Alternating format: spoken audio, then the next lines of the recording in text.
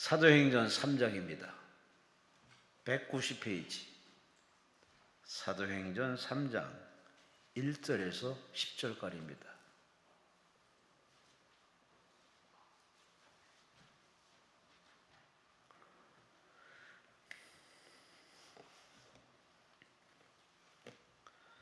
함께 10절까지 한 목소리로 합독하십니다. 제9시 기도 시간에 베드로와 요한이 성전에 올라갈새 나면서 못 걷게 된 이를 사람들이 메고 오니 이는 성전에 들어가는 사람들에게 구걸하기 위하여 날마다 민문이라는 성전문에 두는 자라.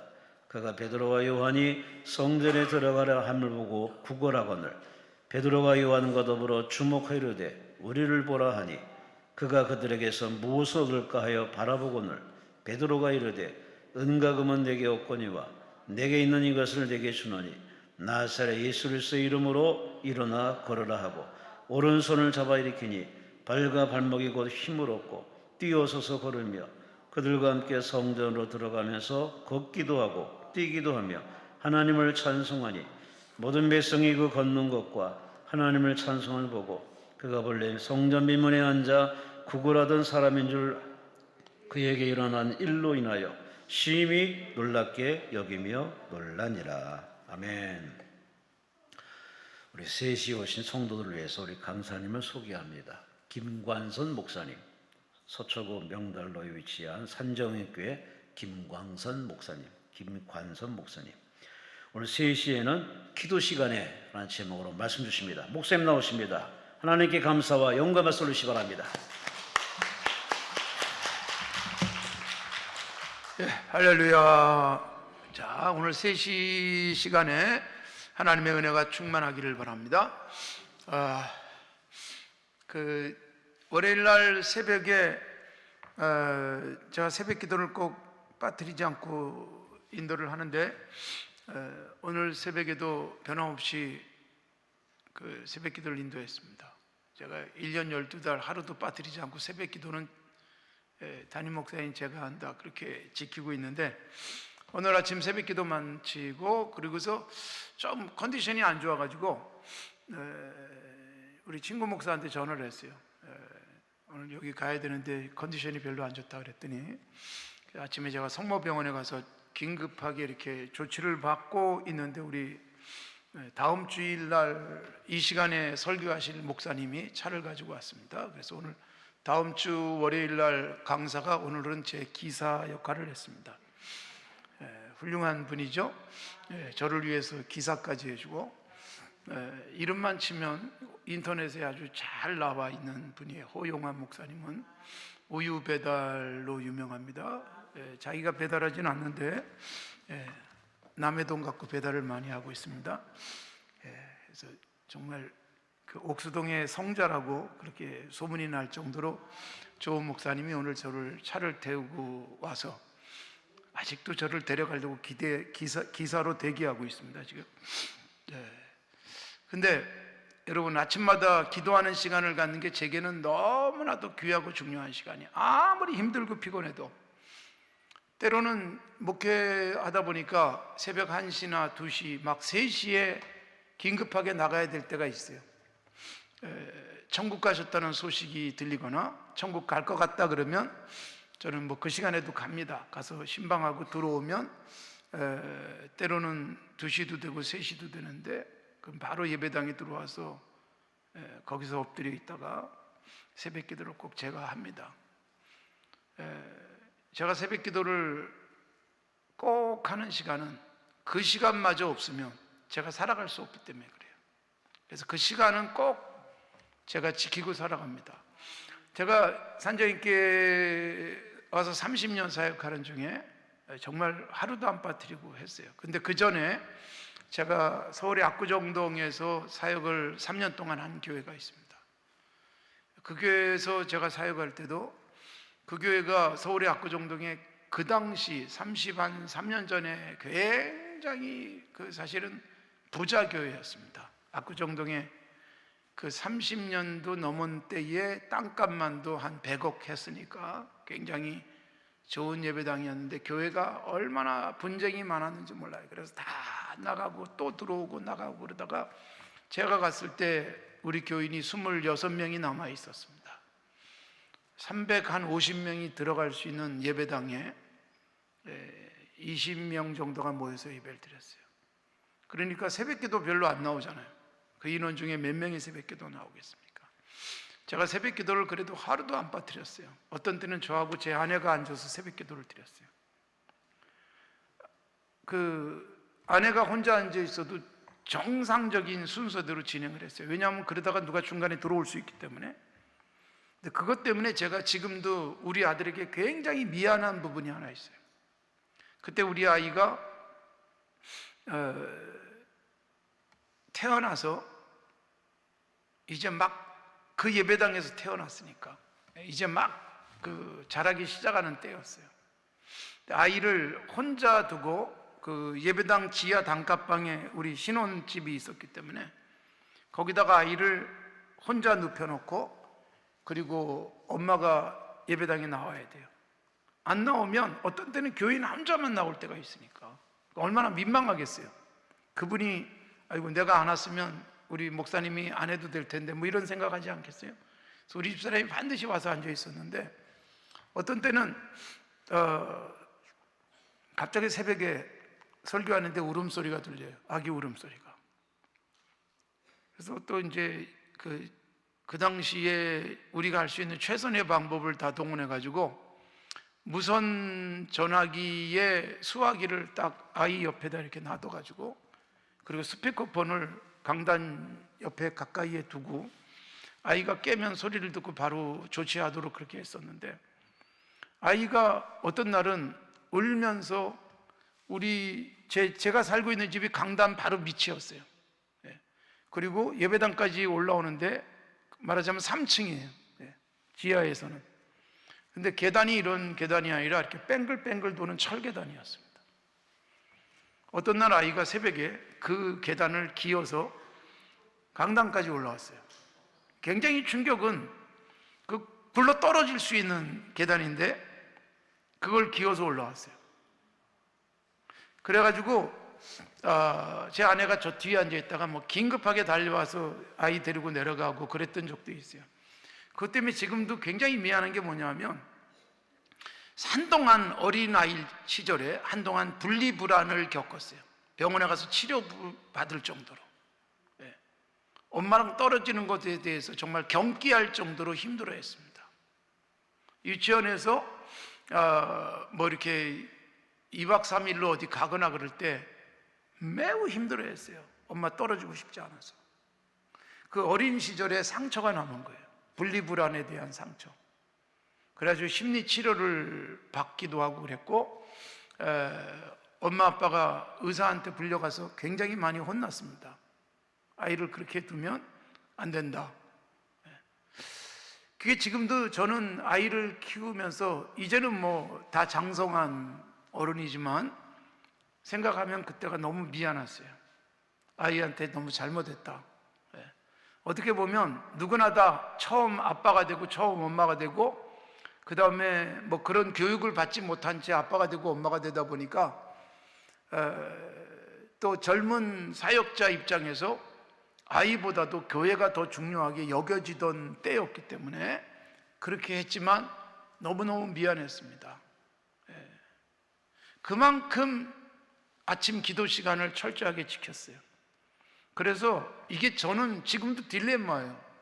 내가 그렇게 했기 때문에 하나님께서 우리 아이를 지켜주셨는가? 그것도 그렇지 않고 아이 곁에 엄마가 난 못 가. 아이가 어리니까. 그리고 붙어 있었던 게 더 잘한 게 아니었을까? 사실 지금도 그 부분에 대한 고민이 좀 돼요. 왜냐하면 떨어뜨려 놨을 때에 아이에게 입힌 상처가 있었기 때문에. 그리고 그 상처는 지금도 가끔은 얘기해요.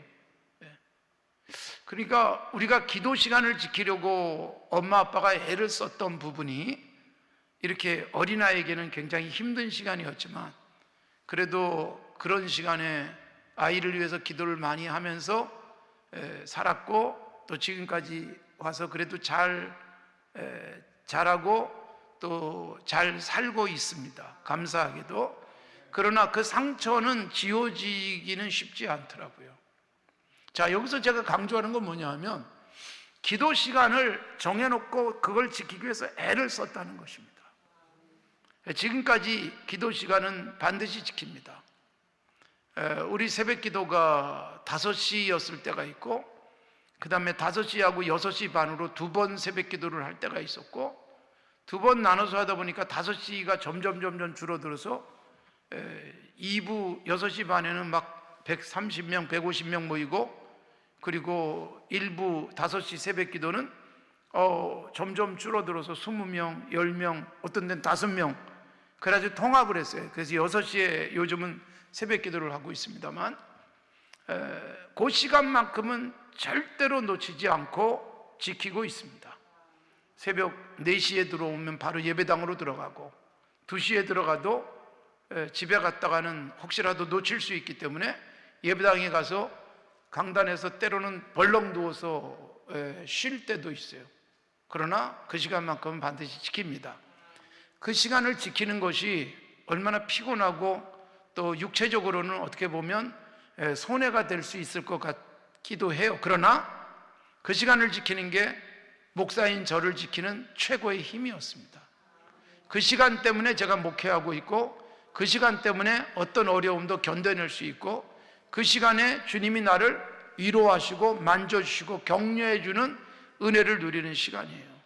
지금도 아침에 루틴이 되다시피 한 것은 6시 새벽 기도 전에 일어나는 대로 나와서 기도하다가 6시부터 6시 반까지 성도들에게 말씀을 전하고 6시 반에 내려와서 제 아내하고 같이 우리 교회 카페에서 아침밥을 잘 만들어 먹습니다. 아침밥은 주로 제가 잘 해줍니다.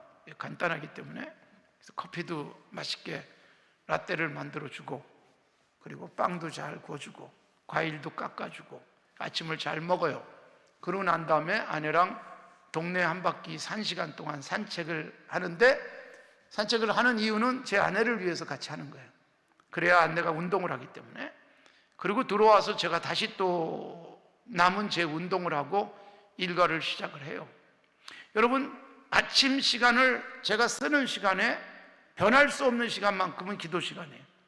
그 시간은 절대로 바꾸지 않고 다른 것에 의해서 그 시간을 손상받지 않기 위해서 애를 쓰고 있습니다. 휴가가 돼도 그 시간에 일어나게 되잖아요. 깰 수밖에 없어요. 항상 그렇게 살았기 때문에 그 시간에 깨죠. 어떤 때는 휴가 때 좀 억울해. 이런 때 좀 하나님 계속 좀 자기에 입히면 얼마나 좋을까 싶은데, 그런데 그 시간이 되면 일어나는 거예요. 여러분, 삶에 중요한 습관이 필요한 거예요. 예수님에게도 습관이 있었잖아요. 그래서 습관을 따라서 기도하러 가셨어요. 우리가 습관적으로 하냐 뭐 이렇게 말할지 모르지만, 좋은 습관은 잘 몸에 익히고 좋은 습관대로 살아가는 것은 영적으로 굉장히 유익합니다. 우리들에게 좋은 습관이 있기를 바랍니다. 기도 시간이 습관이 되는 것은 그래서 매우 중요한 거예요. 교회에서 이렇게 연간 몇 번 특별 새벽 기도회를 하는데, 특별 새벽 기도회를 하면 그때만 나오시는 분들이 계세요. 근데 그분들이 한결같은 말이 뭐예요? 특세 기간에 너무 피곤했다고, 끝나고 바로 출근하고, 그래서 회사 가서 꾸벅꾸벅 졸기도 했다 그러는데, 이유가 뭘까요? 습관이 되지 않았기 때문에, 그때만 어쩔 수 없이 했기 때문에 몸에 무리가 가는 거예요. 그런데 어느새 몸이 그 시간에 잘 맞춰져 있는 저 같은 사람, 계속 그 시간이면 일어나고 기도하는 시간을 갖는 것, 그게 저로서는 몸도 제 건강을 유지하는 방법이기도 했고, 그 시간에 주님이 저를 만나주시고 만져주시고 그리고 저를 격려하는 시간이었고, 그 시간에 기도가 아니면 다른 시간에 기도하는 게 쉽지가 않아요. 방해받지 않는 기도 시간이기 때문에 그래요. 전화도 안 옵니다. 그 시간에는. 그 시간에 오는 전화가 있으면 사고죠. 그래서 그 시간에 전화도 안 오기 때문에 가장 방해받지 않는 시간을 기도 시간으로 정해서 기도하고 있습니다. 여러분, 오늘 본문 말씀을 보니까 베드로와 요한이 예수님 승천 이후에 첫 번째 표적, 그 사건이 나오고 있어요. 예수님이 승천하시고 나자 제자들에 의해서 표적이 일어났어요. 표적이란 기적이라는 말과는 조금 다른 의미가 있어요. 표적은 세메이아, 세메이온, 헬라어에서 그런데 뭔가를 그 기적 같은 사건 속에서 뭔가를 우리에게 보여주는 거예요. 그게 표적이에요. 그래서 첫 번째 표적이 바로 베드로와 요한이 성전에 올라가다가 나면서부터 걷지 못한 사람을 벌떡 일으킨 사건이에요. 그런데 그게 언제 일어났느냐? 제9시 기도 시간에 베드로와 요한이 성전에 올라갈새, 그렇게 되어 있어요. 그러니까 여러분, 굉장히 중요한 기도와 관련된 말씀이 있어요. 제9시 기도 시간에 그랬잖아요. 기도의 시간이 중요한 거예요. 그리고 베드로와 요한이 함께 올라갔잖아요. 기도할 때 중요한 것이 뭐냐면 혼자 기도하는 것보다 함께 기도하는 게 좋아요. 그리고 정말 아무도 알지 못하는 사람이 없지만 기도하는 무리 속에 섞여서 기도해도 훨씬 효과적인 기도가 됩니다. 그렇게 이렇게 기도원에 찾아와서 혼자 왔지만 알지 못하는 사람들이 같이 모여서 100명, 200명이 기도하면 그 시간에 성령의 역사가 훨씬 더 놀랍게 나타나요. 그래서 우리가 기도원을 찾고, 그리고 함께 모여서 통성으로 기도도 하고, 그리고 기도할 때마다 때로는 누군가와 짝을 이뤄서 기도하고, 또 나 혼자 기도해야 될 일이 있어도 누군가에게 기도 부탁하면서 함께 기도하는 것은 하나님께서 매우 기뻐하시는 것입니다. 마태복음 18장 19절에 보면 너희 중에 두 사람이 땅에서 합심하여 무엇이든지 구하면 이루어질 것이다. 훨씬 더 효과적으로 이루어질 것이다. 그러니까 혼자 기도하는 것보다 몇 사람이요? 두 사람이에요. 두 사람. 두 사람이 합심하여 기도하면, 두 사람이 마음을 모으니까 하나같이 되어지는 것이고, 기도의 제목에 힘을 같이 얹혀 놓기 때문에, 거기에 여러분 중요한 것은 두 사람이 같이 기도하면 훨씬 효과적으로 이루어지는 이유가 뭐냐면 18장 20절에 그런 말씀이 나와요. 두세 사람이 내 이름으로 모인 그곳에는 나도 거기 있다. 나도 그들 중에 있다. 우리 방송실에서 굉장히 센스 있게 성경 구절을 잘 찾아주잖아요. 두세 사람이 내 이름으로 모인 곳에는 나도 거기 있다. 누군가와 함께 예수님의 이름으로 모이면 주님이 거기 계시는 거예요. 주님이 여기 와 계시는 것을 서로에게서 느끼는 거예요. 저는 여러분들을 통해서 느끼고, 여러분이 저를 통해서 느끼고, 옆에 있는 사람을 통해서 느끼는 것입니다. 그래서 기도하기 위해서 함께 기도하는 것은 굉장히 중요하고, 기도의 장소도 나오잖아요. 오늘 3장 1절에 보면 기도하기 위해서 어디로 갔어요? 성전에 올라가는 거예요. 그러니까 여러분, 기도하는 공간도 매우 중요합니다. 기도처가 있는 것은 굉장히 중요하죠. 기도할 장소를 찾는 것. 제가 우리 교회에서 이미 천국 가신 장로님 권사님이 계시는데 서울의 공릉동이라는 곳에 사셨어요. 근데 그 집은 굉장히 컸습니다. 집 마당에 수영장이 있었습니다.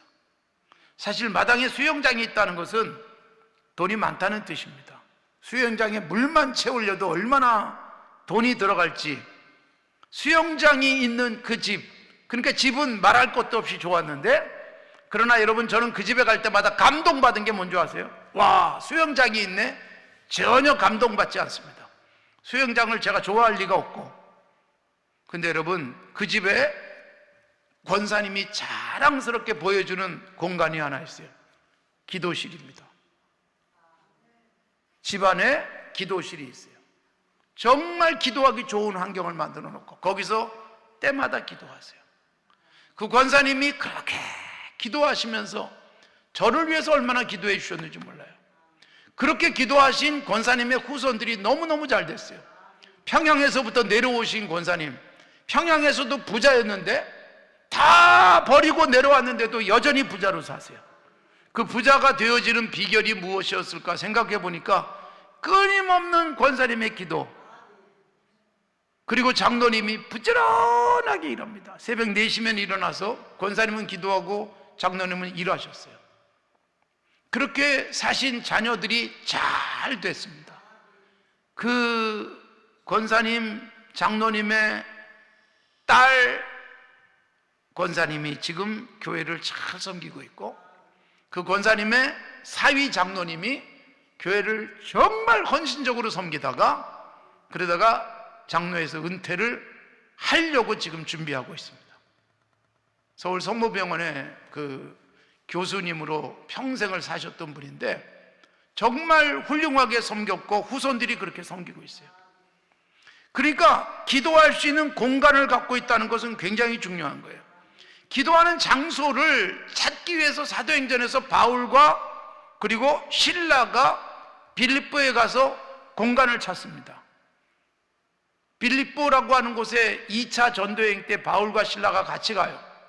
그런데 가가지고 제일 먼저 한 일이 뭐냐면 기도할 장소를 찾아 나가요. 기도처가 어디 있을까 여기저기 물색하기 위해서 강가로 갑니다. 유대인들이 주로 강가 조용한 곳에서 묵상하는 일들이 많았는데 바울과 실라가 강가에 갔더니 여러분 기도처 찾으러 갔는데 거기 누가 있었는가 하면 자주색 옷감을 파는 루디아와 몇몇 여인들이 앉아 있었어요. 그들에게 복음을 전했고 루디아의 마음이 확 열리게 되니까 루디아가 자기 집으로 바울과 실라를 영접했고 그래서 빌립보 교회가 그 교회에서 생겼어요. 그 여인의 집에서 생겼습니다. 기도할 장소 찾으러 가다가 하나님께서 놀랍게 루디아라고 하는 여성을 주셨던 거죠. 그러니까 여러분 기도하러 가는데 기도할 장소 찾으러 가는데 역사가 일어나는 것입니다. 자, 오늘 본문에도 기도 시간에 기도하러 가다가 역사가 일어나져요. 제9시 기도 시간. 유대인들은 하루 3번씩 기도하는 것이 일반적으로 전통으로 돼 있어요. 하루 3번씩 목숨 걸고 기도했던 대표적인 사람이 누구예요? 바벨론 포로 시대에 다니엘이 그렇게 기도했어요. 예루살렘을 향해서 열린 창문을 열어놓고 기도하면 사자굴에 던져진다는 것을 알고도 기도했어요. 그러면 좀 숨어서 기도 안 하는 척하면서 기도했으면 좋지 않겠어요? 그런데 창문을 활짝 열고 기도하는 것을 보란 듯이 기도했어요. 기도 시간을 정해놓고. 그래서 아침 보통 유대인들은 아침에 9시 정도, 그 다음에 정오 12시 정도, 오후 3시 정도가 주로 기도하는 시간이었고 그게 그때부터 전통적으로 내려온 거예요. 여러분 우리에게 기도의 시간은 어느 시간입니까? 제9시 기도 시간, 베드로와 요한이 기도하러 올라갔습니다. 10장에 보면 고넬료가 제9시 기도 시간으로 추정되는 때에 기도하다가 하나님께서 놀라운 환상을 보여주시면서 베드로 사도를 청해 오도록 하죠. 근데 여러분 같은 시간에 베드로는 또한 6시 기도 시간을 지키면서 기도하는 가운데 하나님께서 환상을 보여주셔가지고 고넬료의 집으로 찾아가게 하시죠. 그러니까 여러분 성경에 나오는 아주 중요한 사건들이 기도 시간에 일어난 거예요. 기도하기 위해서 올라가다가 기도 시간에 기도하다가 기적 같은 일들이 일어나게 됐던 것입니다. 그래서 여러분 우리도 기도 시간 정해놓고 기도하는 것은 매우 중요해요. 가능하면 아침에 눈을 뜨자마자 내가 기도할 수 있는 방해받지 않는 시간을 정해놓고 기도하시면 그 시간이 무슨 시간일까요? 나는 기도하는 시간이지만 하나님 쪽에서 나에게 찾아오시는 시간, 하나님께서 내 문제를 풀어주시고 내 인생의 길을 열어주시고 나로 하여금 하늘의 지혜를 얻게 하는 시간이 될 줄로 믿습니다. 그런 시간을 정해놓고 기도하십시오. 12장에 보면 베드로 사도가 감옥에 갇혀요. 야고보 사도가 헤롯 왕에 의해서 죽고 헤롯 왕이 야고보를 죽였더니 유대인들이 막 좋아하는 것을 보고 베드로 사도도 죽이기 위해서 감옥에 가둬요. 그때 여러분 교회가 뭘 했을까요? 사도행전 12장 5절에 보면 교회는 간절하게 하나님께 기도했습니다. 베드로 사도는 감옥에 갇혔고 성도들이 열심히 기도했는데 여러분 신비하게도 하나님께서 베드로 사도가 내일이면 죽을 텐데 바로 그 전날 밤 하나님의 천사를 보내고 감옥에서부터 나오게 하시죠. 그러니까 여러분 우리가 기도 시간 정해놓고 기도하고 그리고 그 기도가 하나님께 상달되어지면 하나님께서는 내가 기도하는 그 장소에 찾아오시고 기도하는 우리 문제에 풀어주시기 위한 하나님의 역사가 나타날 줄로 믿습니다. 기도의 역사, 분명한 것은 기도하면 반드시 하나님께서 신비하게 일하신다는 것을 우리가 믿습니다. 그런데 그 기도가 꾸준하게 지속되기 위해서는 기도 시간을 정하는 것은 매우 중요합니다. 여러분의 기도 시간은 언제인지 모르겠지만 이렇게 기도원에 올라오셔서 특별하게 기도하는 시간이 있지만 일상 속에서 매일 정해놓고 기도하는 시간에 하나님께서 여러분을 만나주시는 역사가 있기를 바랍니다. 기도하기 위해서 바울과 실라가 강가에 갔다가 루디아를 만나잖아요. 그리고 좋은 공간을 얻어서 루디아의 집에 거하면서 또다시 기도하러 가다가 귀신 들린 여종을 만나서 그를 고쳐줍니다. 그것 때문에 매를 많이 맞고 감옥에 갇히는데 밤중이 돼서 바울과 실라가 빌립보 옥중에서 기도하고 찬송하는데 하나님께서 그곳에 임하셔가지고 옥문을 열어주시고, 그리고 여러분 그 옥을 지키는 간수와 온 가족이 예수 믿으면서 빌립보 교회의 루디아라고 하는 여성도, 그 다음에 감옥의 간수와 그의 가족들이 중요한 교인들이 되어지는 역사가 일어났던 것입니다. 기도하는 그 순간, 기도하는 시간, 여러분 매우 중요한 거예요. 그래서 오늘 저는 기도 시간에 얼마나 놀라운 일이 일어났는지 기억하면서 나만의 기도 시간을 갖게 되기를 바랍니다. 기도를 오래 했기 때문에 역사하는 것은 결코 아닙니다. 하나님은요, 보세요, 기도하러 올라가는 중이었잖아요.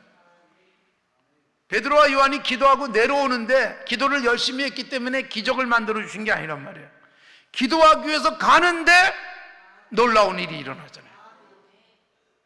기도한 게 아니에요. 기도 장소를 찾아가는 거예요. 그런데 역사가 일어나요. 창세기 24장에 아브라함의 아들 이삭이 결혼을 해야 될 때가 돼가지고 아브라함이 경건한 늙은 종을 보내면서 이삭의 아내를 찾아오라고 합니다. 여러분, 아브라함은 하나님을 바라보고 그 나이 많은 경건한 종을 보낸 거예요. 근데 이 경건한 종이 역시 경건해요.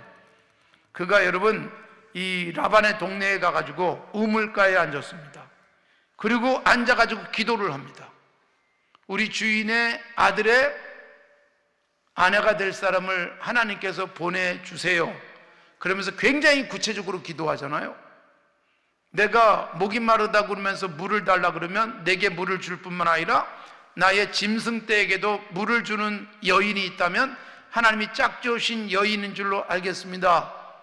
근데 여러분 창세기 24장에 보면 이렇게 되어 있어요. 15절에 그 나이 많은 종이 기도를 마치기 전에, 15절이 딱 떠 있죠. 말을 마치기도 전에, 그러니까 기도하다가 예수님의 이름으로 기도합니다 아멘도 하기 전에 응답이 됐다는 말과 같습니다. 기도를 시작만 해도 역사가 일어나요. 기도 시간을 정해놓고 그래서 그 기도의 장소에 가는 중에 역사가 일어나고, 기도를 시작해서 기도가 끝나기도 전에 하나님께서 리브가를 우물에 보내주시잖아요. 여러분, 기도는 놀라운 능력과 기도는 하나님의 신비하고도 크신 힘을 경험하게 하는 가장 중요한 예수 믿는 사람들의 도구가 될 줄로 믿습니다. 여러분, 히스기야 왕이 얼마나 경건한 왕이었는지 우리가 잘 알고 있습니다. 그런데 히스기야 왕에게 하나님께서 죽음을 선포합니다. 이사야 선지자가 히스기야 왕에게 가가지고 당신이 이제 병들었지만 하나님이 낫게 하실 겁니다. 그러면 얼마나 좋겠어요. 근데 히스기야가 병들었는데 이사야 선지자가 신방 와가지고 뭐라고 말하는가 하면 당신 죽을 거니까 빨리 정리해 그랬어요. 아니, 하나님 앞에 기도하면서 낫기를 원했는데 선지자가 와가지고 기도해서 병을 낫게 하는 것이 아니라 죽을 거니까 준비하라는 거예요. 얼마나 히스기야가 절망적일 수 있겠습니까? 그런데 히스기야는 조금 더 실망하지 않습니다. 그 순간 바로 얼굴을 벽에다 대고 기도하기 시작해요. 살려달라고, 자기를 용서해달라고. 그런데 여러분, 열왕기하 20장 4절에 보면 히스기야 왕에게 찾아갔던 이사야 선지자가 죽을 것입니다라고 선포하고 돌아서서 나왔어요. 그리고 이사야 선지자가 성읍 가운데까지 이르기도 전에, 이게 20장 4절이에요. 그러니까 열왕기하 20장 4절의 말씀이 무슨 말씀이냐? 여러분, 히스기야가 죽을 것이다. 이사야 선지자가 하나님의 뜻을 선포하고 돌아서서 가는 거예요, 자기 집에. 근데 성읍 가운데 오기도 전에 하나님의 말씀이 이사야 선지자에게 임하는 거예요. 그리고 뭐라고 말씀하세요? 너 빨리 돌아가라. 5절에 보면 돌아가서 히스기야에게 말해라. 다윗의 하나님 여호와께서 말씀하시기를 너의 기도를 들었고 내 눈물을 보았노라. 내가 너를 낫게 할 것이다. 3일 만에 성전에 올라갈 수 있을 것이다. 그러니까 여러분, 히스기야가 굉장히 길게 오랫동안 눈물로 기도했기 때문이 아니에요. 기도를 시작하고 그리고 이사야 선지자는 성읍 가운데도 오기 전에, 그러니까 몇 분이나 됐겠어요. 그런데 바로 응답하셔가지고 기도를 한 5분 했을까요? 그런데 여러분, 하나님은 15년 수명을 연장시켜 주시는 거예요. 여러분, 기도의 효과적인 인생을 풀어가는 방법, 이걸 우리에게 분명히 보여주고 있습니다. 기도는 여러분 큰 일을 낼 줄로 믿습니다. 그러기에 여러분, 우리가 기도 시간을 놓치지 않고 기도하시기 바랍니다. 아침마다 기도하는 시간이 내게 꾸준하게 유지될 수 있다면 그것은 여러분, 하나님께서 우리를 꾸준하게 관심 갖게 하는 최고의 방법일 겁니다. 여러분, 1년에 한 번 만나는 사람하고 대화가 길까요? 매일 만나는 사람하고 대화가 길까요? 일반적으로는 매일 만나는 사람이에요. 제가 결혼하기 전에 제 사랑하는 지금의 아내를 만났습니다. 1년 정도 교제를 했어요. 근데 여러분, 만나면 얼마나 많은 얘기를 합니까? 차를 마시고 밥도 먹고 그리고 길을 걷기도 하고, 그러면서 길게 얘기하고 집에 돌아오면 뭐 할까요? 바로 전화합니다. 안 해보신 분들은 모르시겠지만 바로 전화해가지고 또 1시간 정도 전화를 붙들고 있습니다. 지금처럼 휴대전화가 있을 때가 아니잖아요. 그래가지고 제 아내 집에서는 한 번은 난리가 났어요. 제 아내의 오빠가 밖에서 전화를 하는데 이거는 30분 전화해도 전화 통화가 안 되고 1시간 해도, 집에까지 와보니까 제 아내가 전화기 붙들고 있는 거예요. 전화기가 부서졌습니다, 그날. 여러분, 늘 이야기하고 늘 만나는 사람하고는 할 얘기도 많아요. 오랜만에 만나서 할 얘기가 쌓여서 많을 것 같지만 일반적인 상황 속에서는 매일 얘기하는데 할 얘기가 또 있어요. 하나님과 우리 사이가 그런 거예요. 기도를 많이 하는 사람이 기도가 더 길어집니다. 어떤 성도가 저한테 그렇게 물어봤어요. 목사님은 문제가 많은가 봐요. 그러더라고요. 왜요? 그랬더니 매일 왜 이렇게 기도를 길게 하세요? 그러니까 여러분, 그렇게 기도를 해본 적이 없는 사람은 이해가 안 되는 거예요. 그런 기도 시간이. 우리들이 하나님과 만나는 시간, 기도하는 시간, 길면 길수록 하나님께서 우리의 삶에 깊이 폭넓게 관심 갖고 참여해 주시고 일하시고 풀어주실 줄로 믿습니다. 자, 베드로와 요한, 나면서부터 걷지 못한 사람을 벌떡 일으킨 사도행전에 나오는 첫 번째 표적을 행한 베드로와 요한은 대단한 능력을 갖고 있었고 대단한 뭔가를 소유하고 있는 사람이 아니었습니다. 그 베드로와 요한이 기도하러 올라가는 것을 보고 나면서부터 한 번도 걷지 못한 40세쯤 된 남자가 구걸하기 위해서 베드로와 요한을 쳐다보는 거예요. 그때 여러분, 베드로와 요한이 이렇게 말합니다. 베드로가 대표로 6절에 보니까 은과 금은 내게 없거니와 내게 있는 이것을 내게 준다. 여러분, 우리들에게 뭐가 있습니까? 어떤 사람은 돈이 많아서 돈을 줄 수도 있어요.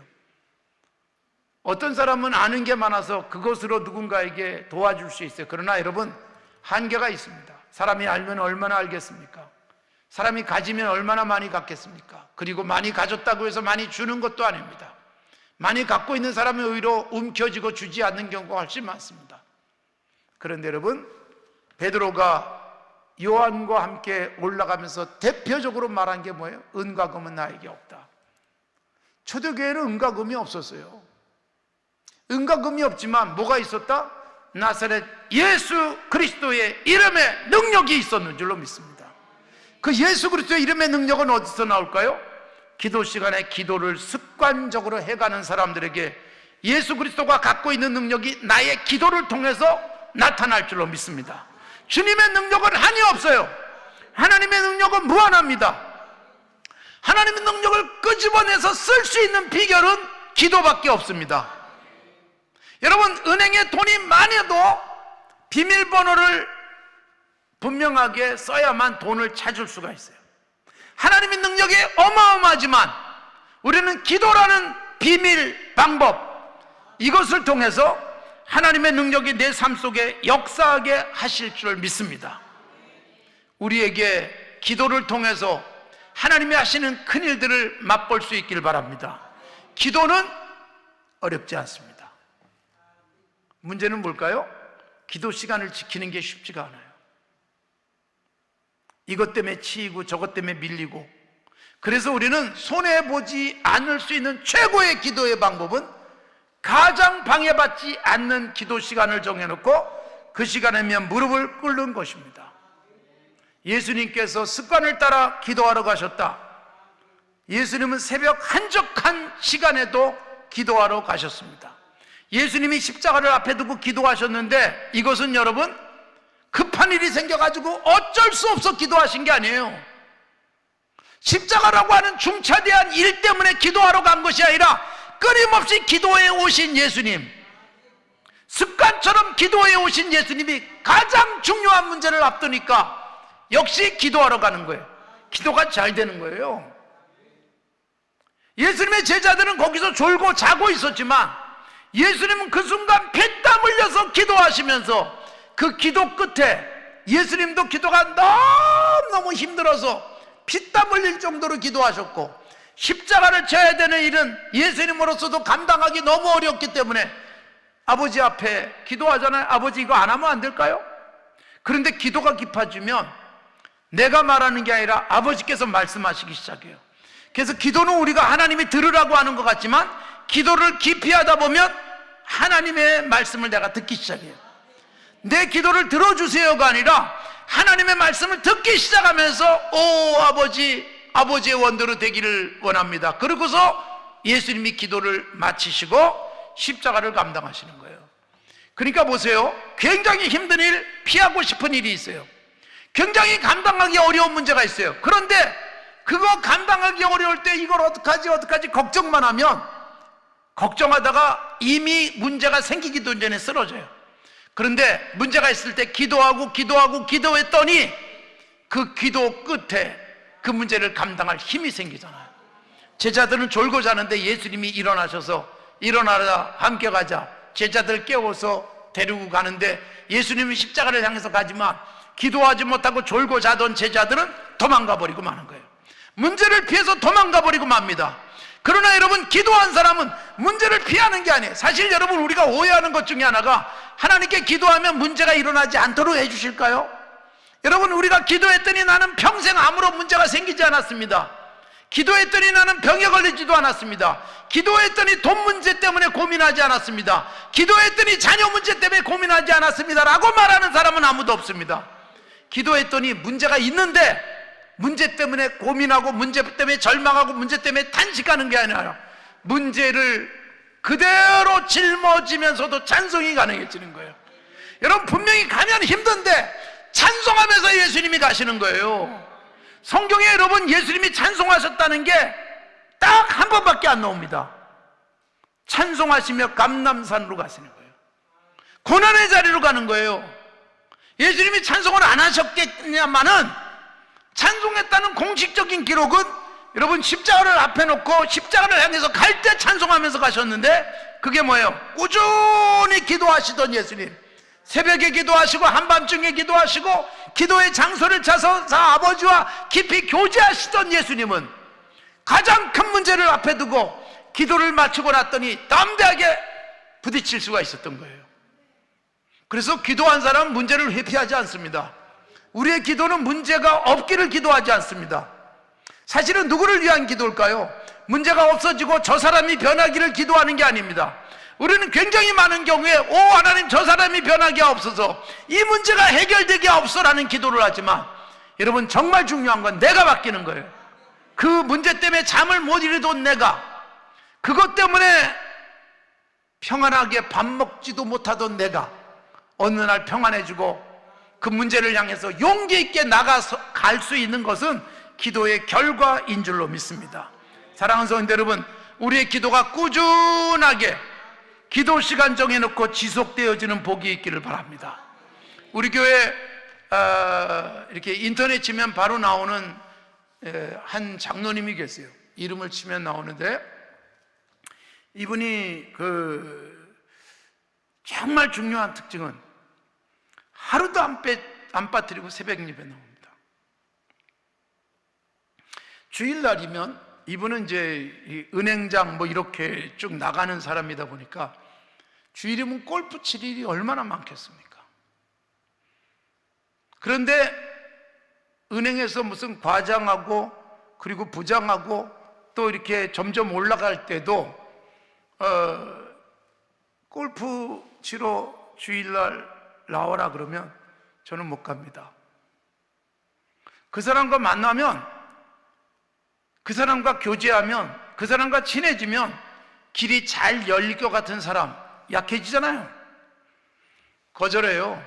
아니 왜? 저 교회 가야 됩니다. 그럼 대부분 뭐라 그래요? 미쳤냐 그러는 거예요.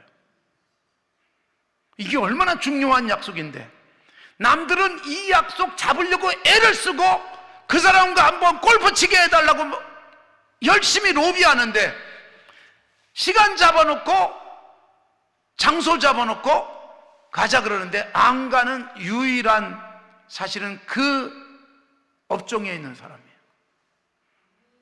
그리고 새벽마다 기도하러 하루도 안 빠뜨리고 나옵니다. 주일이면 반드시 교회 가서 지금도 아주 중요한 교회 재정을 다루고 있어요. 그래서 안 될 것 같아요.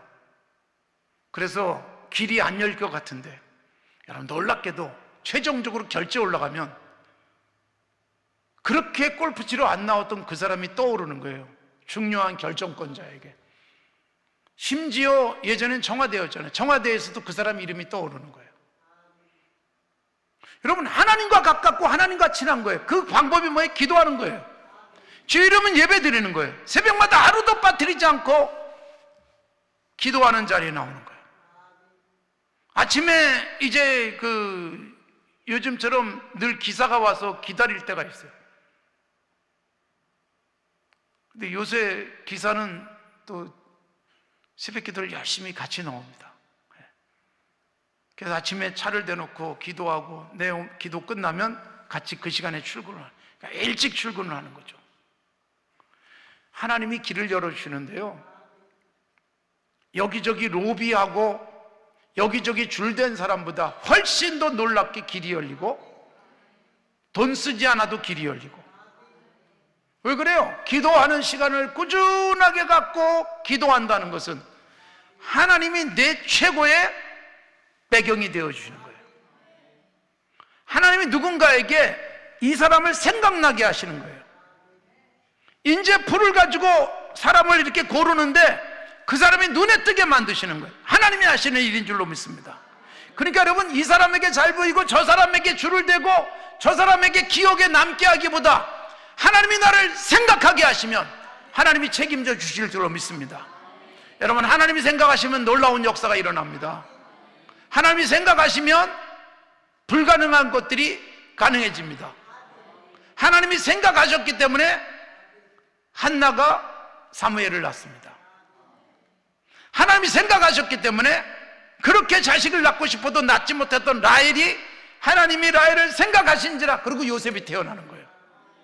하나님이 나를 생각할 수 있도록 만드는 방법, 여러분 누군가가 나를 생각하도록 하려면 꾸준히 노력해야 되잖아요. 그래서 꾸준히 선물도 보내고 꾸준히 전화도 하고 꾸준히 찾아가서 인사도 하고. 그런데 여러분 하나님이 나를 생각하시면 도무지 나를 생각할 수 없는 사람이 나를 콕 집어서 그 자리에 갖다 놓는 거예요. 도무지 나를 기억할 수 없는 청와대가 움직이기도 하는 거예요. 그래서 우리는 기도 시간을 꾸준하게 갖는 것은 하나님이 꾸준하게 나를 생각하게 하시는 방법, 그리고 내가 꾸준하게 기도하는 것은 하나님께서 내 인생의 중요한 순간마다 내가 계획하지 않았는데도 생각지 못했던 사람이 나를 찾아오게 하는 최고의 방법인 줄로 믿습니다. 오늘 오전에 제가 기도에 대한 말씀을 드렸어요. 좋은 것 주시는 하늘에 계신 우리 아버지, 근데 그 좋은 것 주시는 하늘의 우리 아버지가 나에게 끊임없이 좋은 것 주시도록 하기 위한 방법은 꾸준한 기도 시간을 통해서 하나님에게 나를 확실하게 데몬스트레이션 하는 거예요. 내가 여기 있습니다라고 보여주는 거예요. 그래, 너 거기 있구나, 내가 언젠가 너를 쓸 거야 라고 주님께서 생각하게 하시는 방법입니다. 꾸준히 기도했더니, 그래, 너 잊지 않을게, 아직 아니야, 네가 지금 계획한 것보다 더 좋은 자리에 너를, 너 더 큰 일에 너를 쓸 거야, 그러시면서 하나님이 기억하고 계시다가 그때가 되면 반드시 집어서 쓰시는 역사가 있을 줄로 믿습니다. 여러분의 사랑하는 남편이, 여러분의 사랑하는 아내가, 여러분의 사랑하는 자녀들이 여러분 하나님 앞에 놀랍게 쓰임받기를 원한다면, 나라도 대신 하나님 앞에 엎드리면 하나님께서 신비하게, 그래, 네가 그렇게 기도했지, 그리고 골라서 쓰시는 하나님의 역사, 성경에서 우리는 수없이 많이 보게 되는 것이고, 역사 속에서 그런 하나님의 놀랍고 신비한 손길을 우리들이 기록으로 만나게 되는 것입니다. 사랑하는 성도 여러분, 오늘도 하나님의 신비하고 놀라운 역사를 경험하는 은혜가 있기를 바랍니다. 제 아들하고 같이, 제 아들도 음악을 했는데, 제 아들하고 똑같이 같은 학번으로 서울대학교 음악대학에 합격한 학생이 하나 있습니다. 제 아들은 서울의 참 부자 교회의 아들이었습니다. 그런데 똑같이 학교 들어간 이 친구는 익산, 여러분 전라북도 익산 거기 외곽에 있는 농촌의 목사님 아들이었어요. 이 귀한이라는 학생을 제가 알게 됐어요. 농촌교회 도와주다가. 근데 노래를 하는 거예요. 성악을 했어요. 제 아들은 작곡을 했고. 근데 성악을 하면서 그 학생의 그 아버지 이야기가 제가 섬기고 있는 교단 신문에 소개가 되어지면서 그 집 아들 이야기도 나왔어요. 그래서 제가 그 목사님한테 전화를 했어요. 아들 음악 공부시키라고 얼마나 힘드세요. 근데 여러분, 농촌교회에서 제대로 레슨 받게 하고 이게 쉽지가 않잖아요. 음악을 정말 해가지고 그래도 우리나라에서 괜찮은 제일 좋은 학교 들어가는 게 얼마나 힘들겠어요. 그런데 여러분, 레슨 한 번도 받아본 적이 없어요. 그 학생은 성악을 했는데, 목사님을 도시교회가 이렇게 생활비를 지원해 줘야지 겨우 목회할 정도니까. 그런데 여러분, 어떻게 아들 성악 레슨을 시키겠어요? 그런데 여러분, 그 아버지가 끊임없이 기도 외에는 아무것도 하지 못했습니다. 그래서 저는 사실 이 친구가 제가 노래를 들어봤어요. 정말 괜찮은데 조금만 레슨해주고 그러면 잘 될 것 같은데, 근데 레슨할 방법이 없어서 못한 그 아들이 놀랍게도 돈을 많이 들인 제 아들하고 똑같이 같은 학교 들어가는 것 때문에 제가 배가 많이 아팠습니다. 나는 돈 많이 들여서 보냈는데. 그러니까 저는 여러분, 돈을 많이 들였지만 돈을 아예 쓸 수 없었던 농촌교회 그 목사님은 기도밖에 할 일이 없었어요. 그러니까 우리가 여기저기 비어있는 그 자리에 기도가 상상도 못할 것으로 채워가시는 거예요.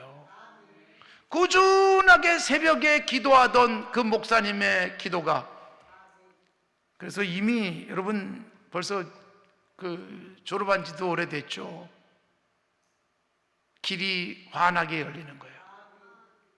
사랑하는 성도 여러분, 오늘 아침에도 기도하면 좋은 것 주시는 하늘 아버지를 살폈습니다. 이 시간에 기도 시간 꾸준하게 갖는 게 얼마나 중요한지 함께 살폈습니다. 여러분의 기도 시간이 하나님이 여러분을 꼭 기억하실 수 있는 놀라운 시간이 되길 바랍니다. 그래서 여러분이 가장 필요한 곳에, 가장 필요한 때에 하나님이 사용하시는 놀라운 은혜가 있기를 바랍니다. 우리 함께 한 목소리로 잠시 기도하겠습니다. 주님, 세 번 부르고 기도합시다. 기도 시간이 얼마나 중요한지, 기도 시간을 지키게 하옵소서. 기도 시간에 주님이 나를 만나 주시옵소서. 기도하면서 하나님께서 하늘문을 여시고 인생의 앞길도 열어주옵소서. 함께 힘있게 기도하겠습니다. 주여